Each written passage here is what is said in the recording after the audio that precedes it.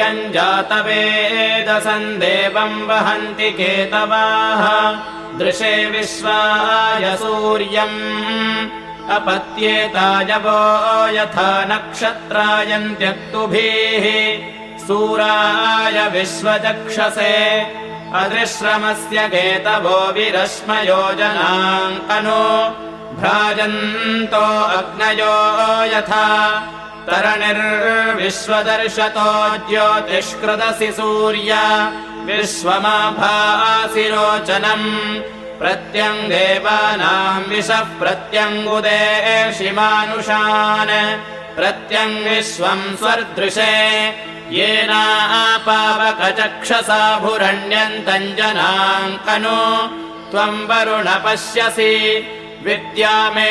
शिरजस्पृथ्वः मिमानो अक्तुभिः पश्यन् जन्मानि सूर्य सप्तत्वा हरितो रथे वहन्ति देवसूर्य शोचिष्के संविचक्षण अयुक्त सप्तशुन्ध्युवः सूरो रथस्य नप्त्याः ताभिर्याति स्वयुक्तिभिः उद्वयन्तमसस्परिज्योतिष्पश्यन्त उत्तरम्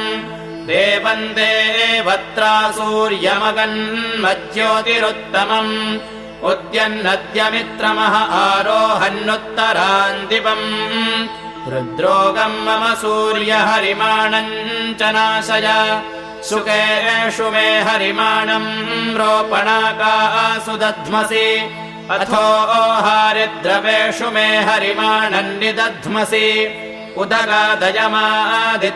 विश्वेन सहसा सह विशन्दम् मह्यम् रन्धयन्मो अहन्विषते रथम् ओ